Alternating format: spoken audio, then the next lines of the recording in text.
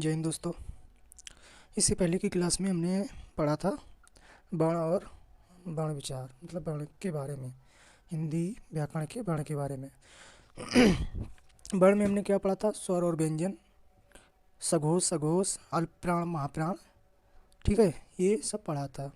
अगर आपने हमारी इससे पहले की क्लास नहीं देखी है तो उसको जाके पहले देखें। ठीक है, आज की जो हमारी क्लास है वो है शब्द विचार, यानी कि शब्द क्या होते हैं। तो चलिए शुरू करते हैं आज की क्लास।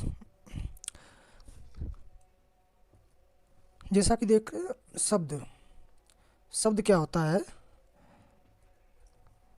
दो या दो से अधिक वर्णों से बने ऐसे समूह को शब्द कहते हैं जिसका कोई ना कोई अर्थ अवश्य हो। मतलब जब हमारे दो वर्ण मिलते हैं, वर्ण क्या होते हैं? स्वर और व्यंजन, यानी कि जो एक प्रॉपर वर्ड होता है वो हमारा वर्ण हो गया। अब जब दो वर्ण मिल जाएं तो वो हमारा क्या बन जाता है? शब्द। ठीक है, जैसे कबूतर, टेलीफोन, गाय, ठीक है, संतरा, घर, हिमालय, कमल, ठीक है, ये यहाँ पे मिसटाइप हो गया, ठीक है, रोटी आदि, ठीक है, ये हमारे क्या हो गए? सभी शब्द हो गए। शब्दों के अगर हम भेद की बात करें तो शब्द कितने प्रकार के हैं? तो शब्दों को हम अलग अलग टाइप में डिवाइड करेंगे। कैसे? एक तो हम अर्थ की दृष्टि से इसको डिवाइड करेंगे, दूसरा प्रयोग की दृष्टि से, तीसरा उत्पत्ति और व्युत्पत्ति की दृष्टि से शब्दों को हम मतलब विभाजित करेंगे। ठीक है, तो चलिए देखते हैं। पहला हमारा क्या है? अर्थ की दृष्टि से शब्दों का विभाजन।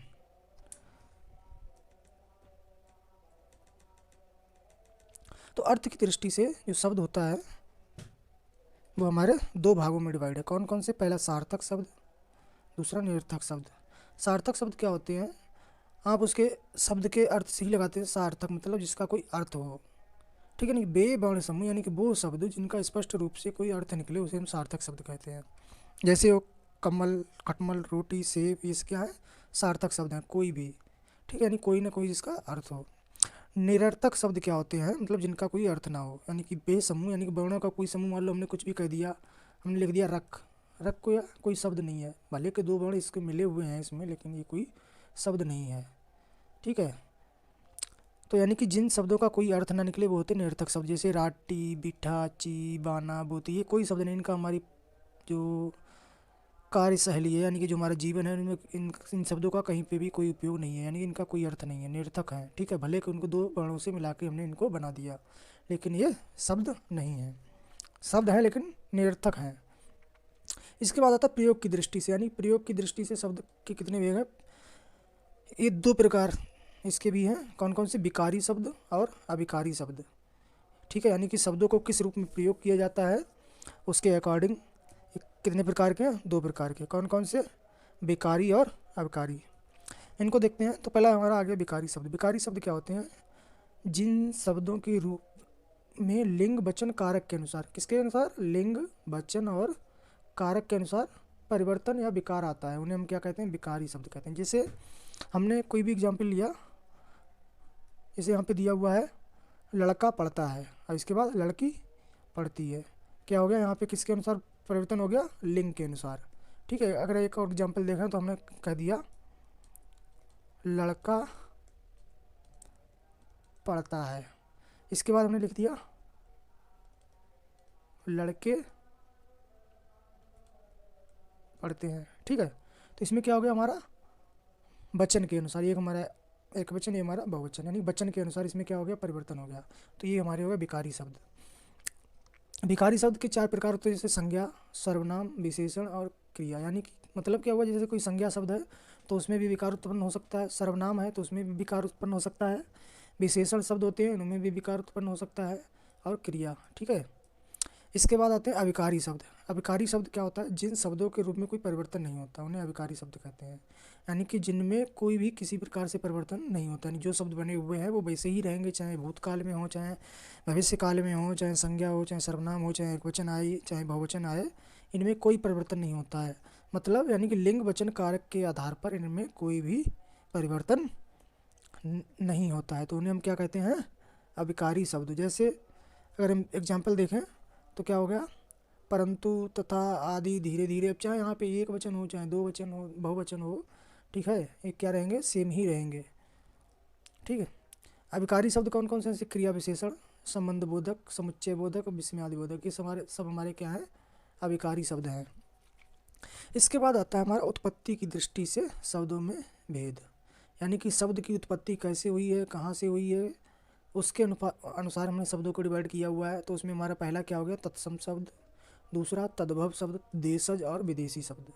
ठीक है, तत्सम, तद्भव, देशज और विदेशी शब्द, यानी 4 भागों में हमने डिवाइड किया हुआ है उत्पत्ति की दृष्टि से, यानी कि इनकी उत्पत्ति कैसे हुई है, कहाँ से हुई है, उसके अनुसार। तो पहला हमारा क्या है, तत्सम शब्द। तत्सम शब्द क्या होता है, संस्कृत भाषा के वे शब्द जो हिंदी में अपने वास्तविक रूप में प्रयुक्त होते हैं उन्हें क्या कहते हैं, तत्सम शब्द कहते हैं। जैसे हिंदी भाषा में आम है, आम को हमने कहीं पे प्रयोग कर लिया आम्र, तो आम्र क्या हो गया, संस्कृत भाषा का शब्द है, वो उसी यानी कि जो उसकी भाषा यानी जिस संस्कृत भाषा का शब्द उसी रूप में प्रयोग हो जाए तो उसे हम क्या कहेंगे, तत्सम शब्द। जैसे ऊँट को क्या कहते हैं, उष्ट, चोंच को चंचू, तुरंत को त्वरित, यानी कहीं पे अगर हमने त्वरित कह दिया तो यानी कि वो एक कैसा शब्द हो गया हमारा, तत्सम शब्द, यानी संस्कृत भाषा का शब्द है, उसका हम वैसे ही प्रयोग कर लिया हमने अपनी भाषा में, अपनी भाषा में संस्कृत के शब्द को सेम टू सेम वैसा ही प्रयोग में कर लिया, तो ये हमारे क्या होगा, तत्सम शब्द। ये एग्जाम में पूछे जाते हैं तत्सम तद्भव, ठीक है, तो इसकी पूरी लिस्ट हम आपको बाद में देंगे, अभी हम केवल इन शब्दों को जानेंगे, ठीक है, ग्रामर के रूप से। उत्पत्ति यानी शब्द की दृष्टि, उत्पत्ति कैसे हुई उसके बारे में, ये जो लिस्ट है यानी पूरे कौन कौन तत्सम शब्द, हिंदी में क्या अर्थ है, तद्भव क्या होता है, तत्सम क्या होता है, इन शब्दों का वो, ठीक है। आगे हमारा क्या है, तद्भव शब्द, ठीक है, क्या है, तद्भव शब्द, यानी ऐसे शब्द जो संस्कृत भाषा और प्राकृतिक भाषा से विकृत होकर हिंदी में आए। क्या मतलब हुआ, जैसे संस्कृत का शब्द था उसमें हमने थोड़ा सा चेंज कर दिया, ठीक है, तो वो हिंदी में यूज हो गया। जैसे संस्कृत का शब्द है दूध, दुग्ध को हमने थोड़ा सा उसमें चेंज कर दिया और हमने उसको लिख दिया दूध, तो ये हमारा क्या हो गया, तद्भव शब्द हो गया, यानी संस्कृत भाषा में हमने थोड़ा सा परिवर्तन करके शब्दों को यूज कर लिया, वही हमारा क्या हो गया, तद्भव शब्द। यानी कि संस्कृत भाषा और प्राकृतिक भाषा के जो शब्द थे, ठीक है, उनको हमने अपनी भाषा में यानी विकृत होकर अपनी हिंदी भाषा में आ गए, तो वो हमारे हो गए तद्भव शब्द। ठीक है, इसके बाद आते हैं देशज शब्द। देशज शब्द मतलब क्या हुए, देशज यानी कि जिसका जन्म देश में हुआ, यानी हमारे देश के ही शब्द, यानी जो हमारी लोकल प्रादेशिक अपनी लोकल लैंग्वेज होती है उसमें कई हर आप देखेंगे एक ज़िले से दूसरे ज़िले में जाएंगे तब थोड़ी सी भाषा में चेंज हो जाते हैं, ठीक है, यानी परिवर्तन आ जाता है, तो वो हमारे प्रादेशिक शब्द होते हैं, यानी कि सभ्यता के अनुसार कुछ शब्द उत्पन्न हो गए, हर कोई भोजपुरी बोलता है, कोई कन्नौजी बोलता है, ठीक है, कोई अवधी बोलता है, तो कोई खड़ी भाषा बोलता है, तो कुछ ना कुछ शब्द यानी कि जो उनके जो हमारे एरिया में यानी कि हमारे देश में ही शब्दों की जो इनकी उत्पत्ति हो गई तो वो हमारे क्या कहलाते हैं, देशज शब्द। जैसे चिड़िया, कटरा, कटोरा, खिड़की, ठीक है, ये क्या है, खिड़की है, खिड़की को खिड़की बोल दिया, जूता, यानी लैंग्वेज अपनी जो हमारे देश की शब्द है वो हमारे क्या होगा, देशज शब्द है। ऐसे ही आते हैं विदेशी शब्द। विदेशी शब्द मतलब वे शब्द जो विदेशी भाषा से हिंदी में आए, ठीक है, उनको हम शब्द कहते हैं विदेशी शब्द कहते हैं, सिंपल सा है।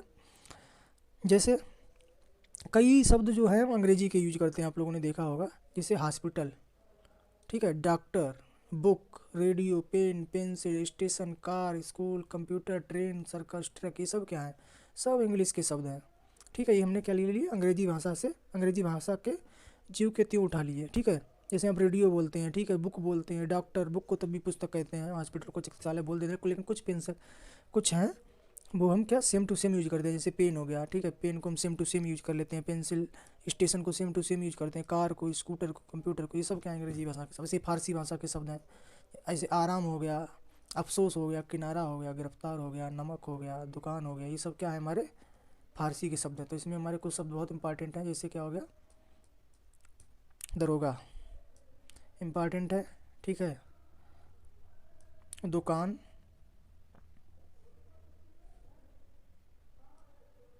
शादी, जहर, यानी जो शब्द ज़्यादा यूज में होते हैं आम भाषा में वो हमारे इंपॉर्टेंट हो जाएंगे। इसी अरबी भाषा के कई शब्द हैं, जैसे असर, किस्मत, ख्याल, ये आपको याद करना। फारसी अरबी के जो महत्वपूर्ण शब्द हैं इनको आप याद कर लेंगे, परीक्षा में कभी कभी पूछ लिए जाते हैं, ठीक है।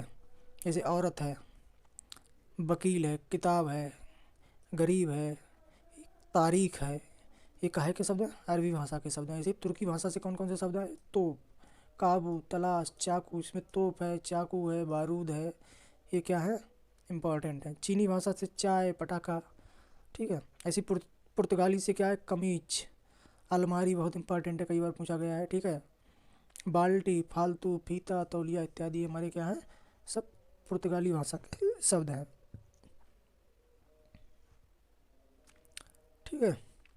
नीचे कुछ शब्द हैं जैसे फारसी भाषा के,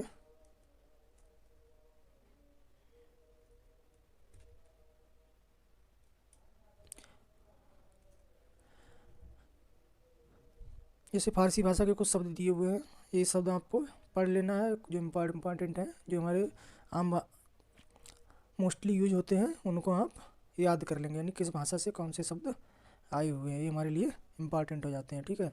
जैसे फारसी के हैं, अरबी के शब्द हैं, इनकी लिस्ट पूरी दी हुई है, आप लोग याद कर लेंगे कहाँ से, हमारे नोट्स से, ठीक है, जिसका लिंक मैंने डिस्क्रिप्शन में दे दिया है, या आप हमारी वेबसाइट पे जाएंगे आपको वहाँ पे मिल जाएंगे, ठीक है। ये पुर्तगाली शब्द आ गए कुछ, इनको क्या कहते हैं। इसके बाद आता है हमारा रचना अथवा बनावट के अनुसार शब्दों का वर्गीकरण, ये हमारे लिए महत्वपूर्ण है, इम्पॉर्टेंट है। रचना अथवा बनावट के अनुसार शब्दों का वर्गीकरण है, यानी कि जो शब्द है वो कैसे बने हैं, यानी बनने की प्रक्रिया को उनकी रचना बनावट कहते हैं, किस तरह से बने हैं उसके अनुसार हमने शब्दों को 3 भागों में बांटा है। कौन कौन सा, रूढ़ शब्द, यौगिक और योगरूढ़ शब्द। रूढ़ शब्द कौन से होते हैं, जो शब्द हमेशा किसी विशेष अर्थ को प्रकट करते हों, उनके खंडों का कोई अर्थ ना निकले, उन्हें हम रूढ़ शब्द कहते हैं। यानी कि कोई शब्द है तो उसका खुद का एक अपना अर्थ है, ठीक है। जैसे नाक, हमारी नाक हो गई, ठीक है, हमारा मुंह हो गया, किताब हो गई, ठीक है।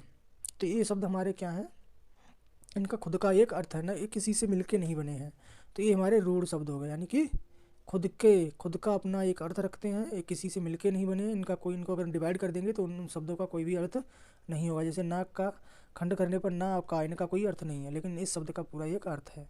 ऐसे यौगिक शब्द क्या होते हैं, जो 2 अन्य शब्दों के योग से बने हैं, उन्हें क्या कहते हैं, यौगिक शब्द कहते हैं। और उसका अर्थ जैसे जैसे आग बबूला, पीलापन, दूध वाला, घुड़सवार, यानी घोड़ा और सवार, सवारी करने वाला। जैसे डाक और घर, विद्या, जहाँ पे विद्या होती है, और आलय मतलब स्थान, घर, ठीक है, विद्या का घर विद्यालय हो गया। तो इस तरह से यानी कि जो 2 शब्दों के योग से बने वो हमारा क्या हो गया, यौगिक शब्द हो गया। इसके बाद आता है हमारा योगरूढ़ शब्द। योगरूढ़ भी सेम ही है, जो 2 या अन्य शब्दों के योग से बनते हैं, लेकिन इनका जो अर्थ है वो एक विशेष अर्थ होता है, यानी कि अलग अर्थ निकलेगा। जैसे लंबोदर, ठीक है, यानी कि लंब उदर, बड़े पेट वाला, यानी कि जिसका पेट बड़ा है, तो बड़ा पेट किसका है, हमारा गणेश जी का। ऐसे ही दशानन, ठीक है, 10 आनन, यानी 10 मुखों वाला कौन है, रावण। यानी कि शब्द, इनका जो शब्दों को डिवाइड करेंगे इनका तो अर्थ अलग अलग हो जाएगा, लेकिन जो एक शब्द बनेगा उसका अर्थ अलग हो जाएगा। इसमें क्या था, यौगिक में दोनों शब्द बनते तो 2 शब्दों से मिलके हैं, लेकिन उनको जो अलग अलग करेंगे तो उनका अर्थ भी सेम वही रहता है, ठीक है। यानी प्रत्येक शब्द के 2 खंड और दोनों खंड सार्थक होते हैं, ठीक है। तो ये हमारा था आज का टॉपिक, शब्द। आशा करता हूँ आप लोगों को पसंद आया होगा, और अगर आपको हमारा वीडियो अच्छा लगा हो तो अपने दोस्तों के साथ शेयर करें, हमारे वीडियो को लाइक करें और चैनल को सब्सक्राइब करें। अगर आप इस टॉपिक की PDF चाहते हैं तो आप हमारी वेबसाइट www.rozgarbook.in पे विजिट करेंगे। आपको वहाँ पे हिंदी नोट्स सेक्शन में ये टॉपिक मिल जाएगा। यहाँ पे आप PDF पे क्लिक करके इसको डाउनलोड भी कर सकते हैं। अगर आप इसको डाउनलोड ना करना चाहें, केवल पढ़ना चाहें, तो आप हमारी वेबसाइट पे जाके पढ़ भी सकते हैं, ठीक है। तो आज के लिए इतना ही, थैंक यू।